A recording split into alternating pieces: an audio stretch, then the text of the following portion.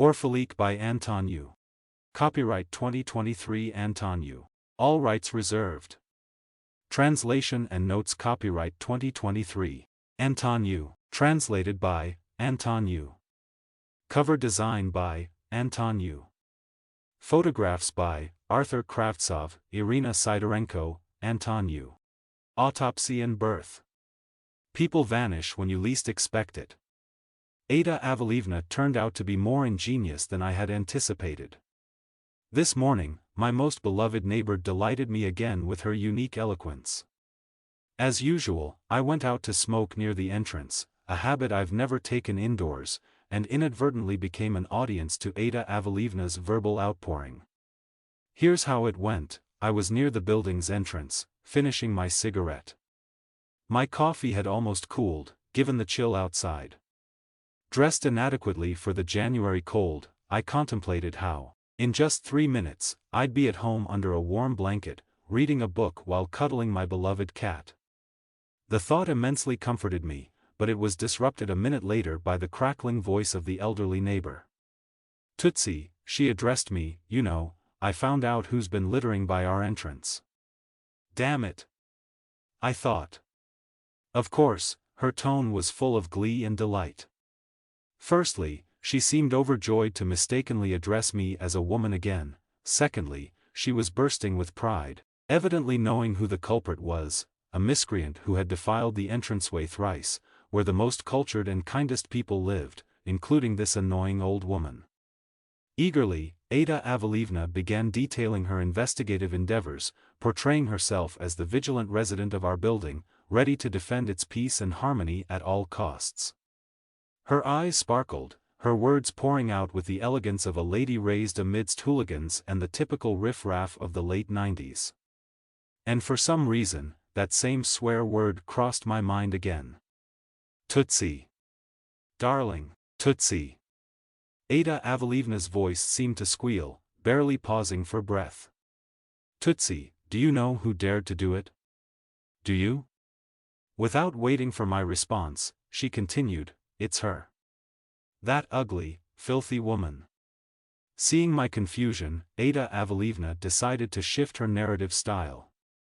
"Certainly, I must confess, every fiber of my soul initially suspected that you were seeking revenge and were the one making the mess. I'm rarely wrong, and I was convinced no man could do such a thing, for men are more discerning in their actions." Realizing there was no stopping Ada Avalievna and not wanting to leave because I was curious about where this was heading, I decided not to interrupt the esteemed old lady. I pretended not to be affected by her odd insinuations and remarks directed at me. "Why do you keep smiling at me?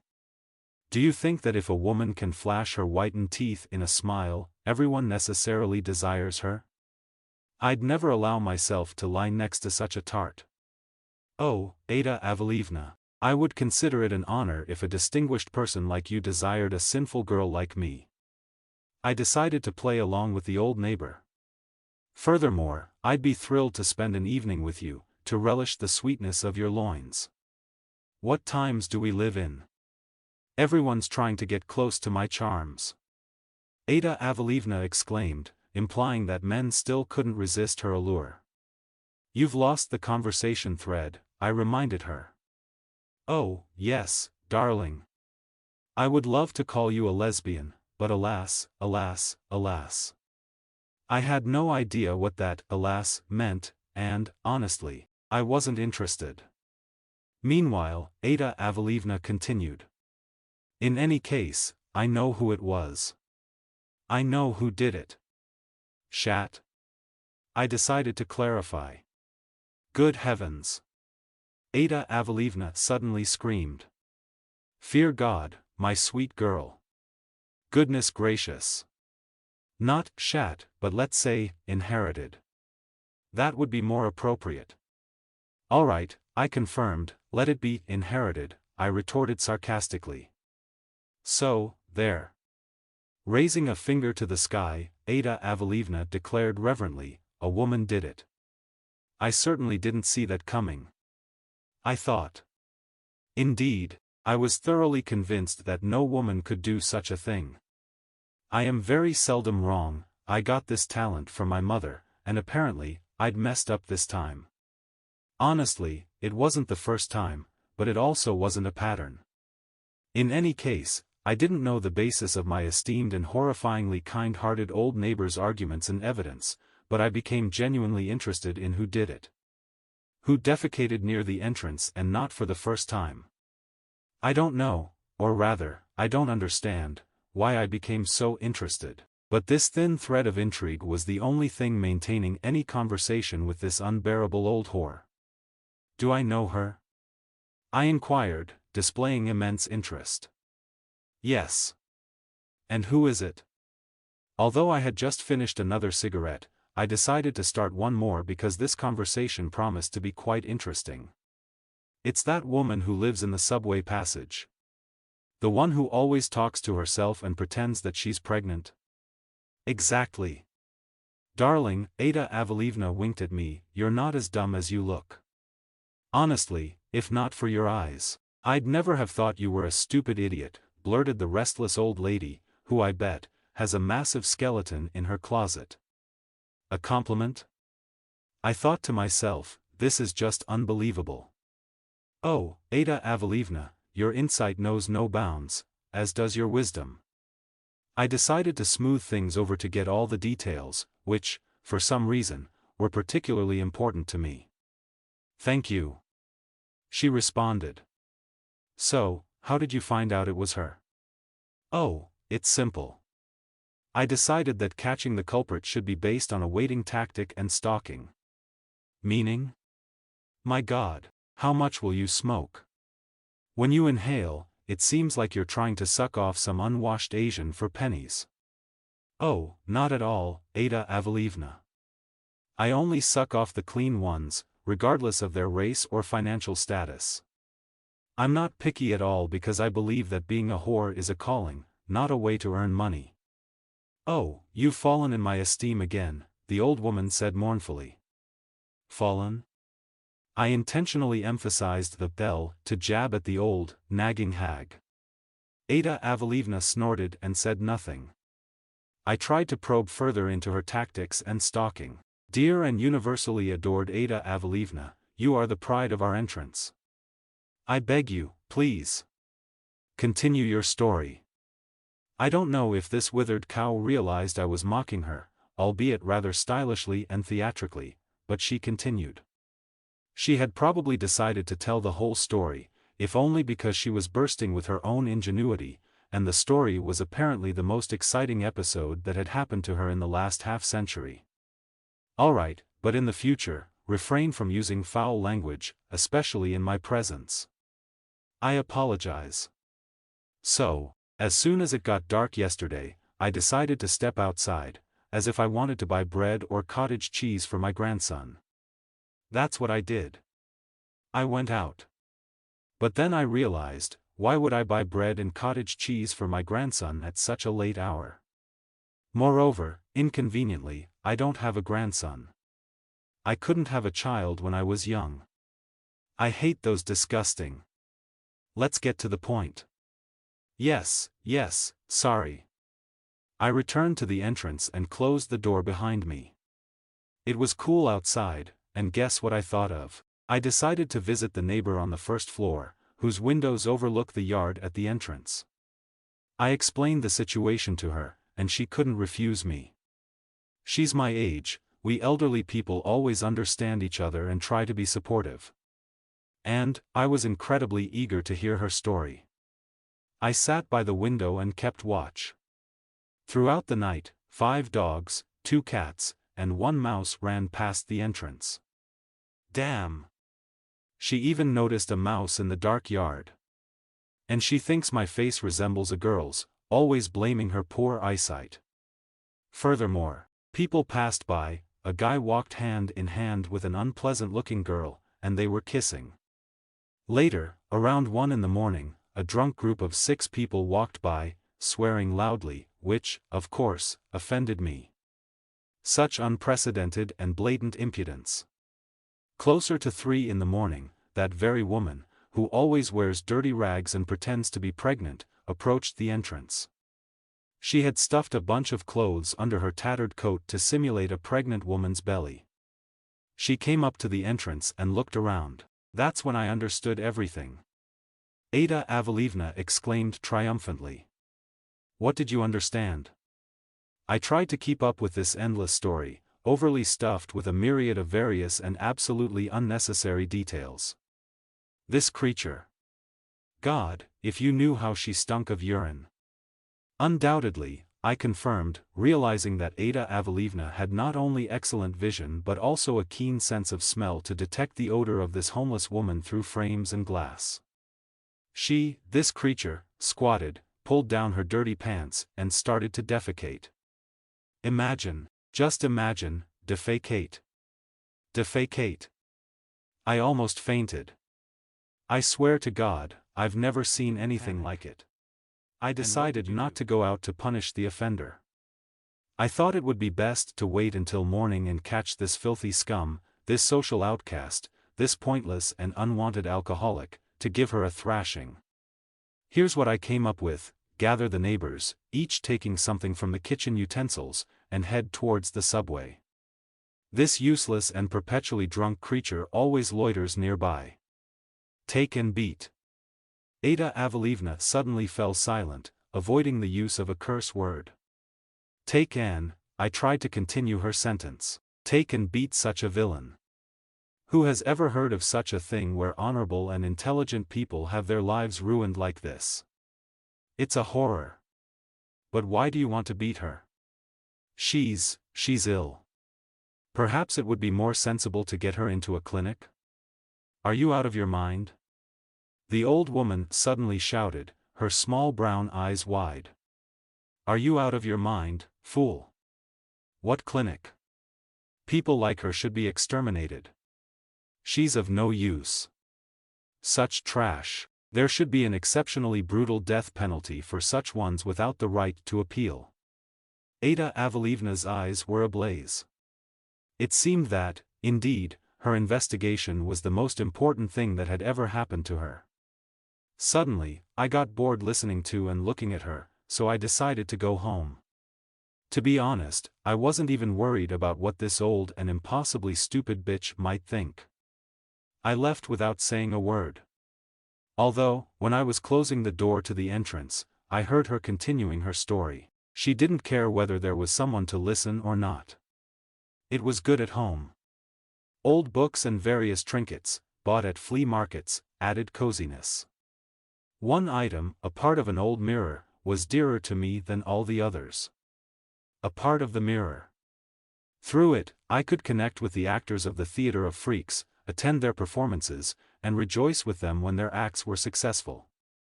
Suddenly I remembered how I bought this part of the mirror at a flea market, and the seller, an old and not very neat grandpa, told me that some old woman had given him this part of the mirror, and she kept the other two parts for herself, claiming she didn't need much money. This time, the mirror had a new show for me. Having a fierce desire to relax, I decided to entertain myself and got engrossed in watching.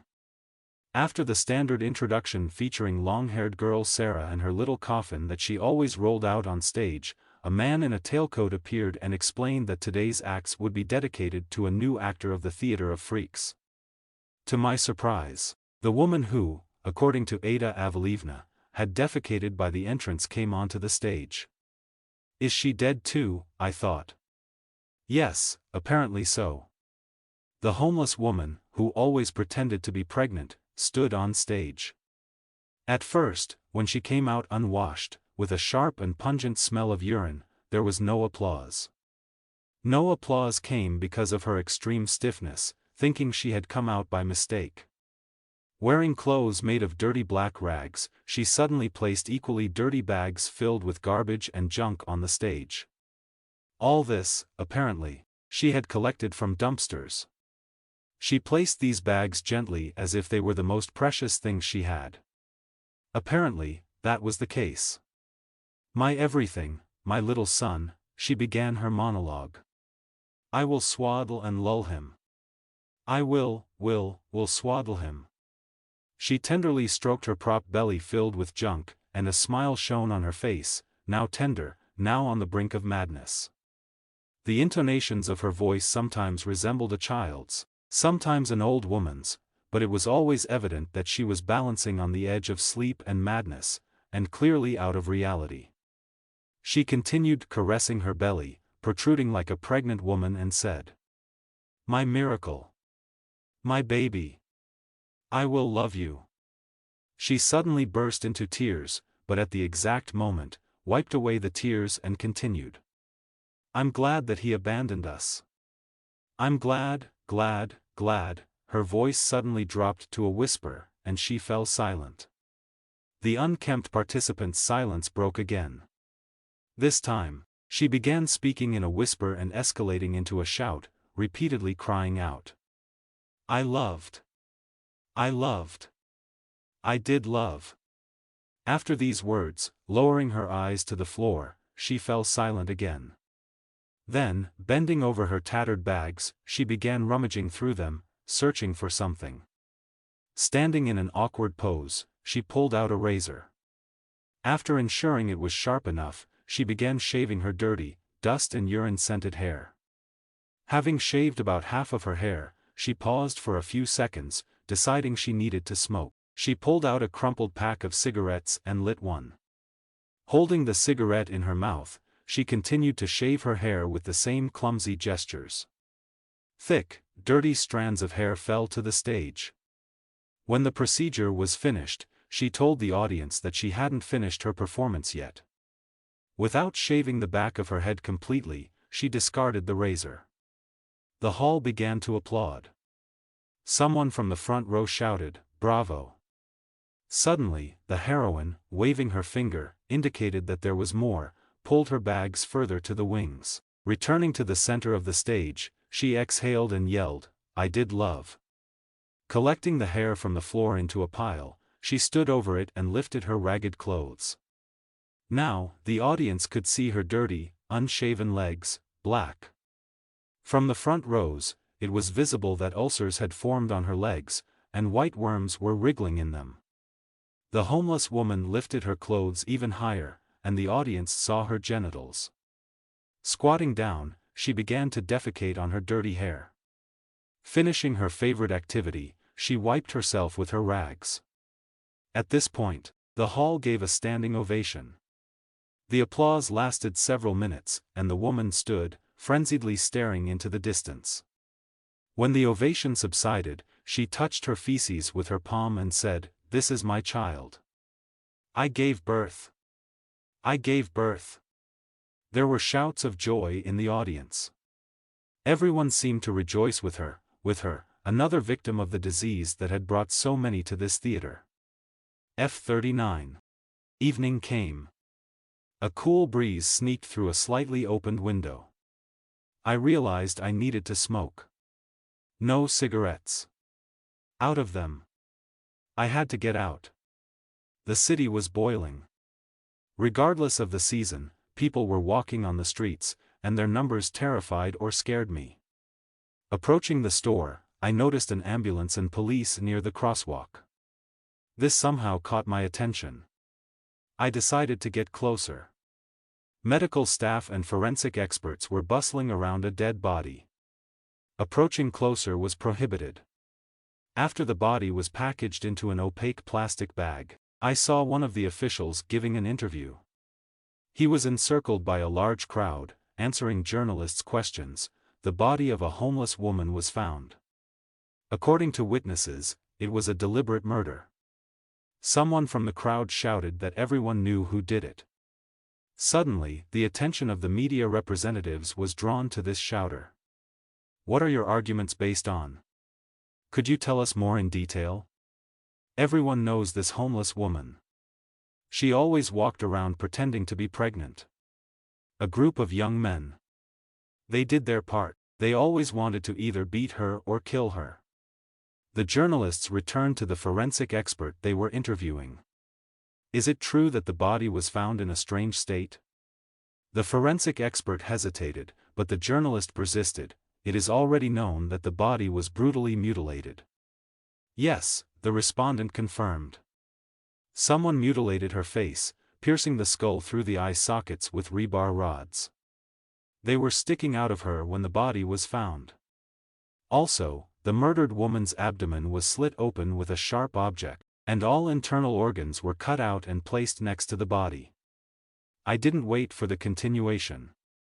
I went to the store and bought cigarettes, several packs at once.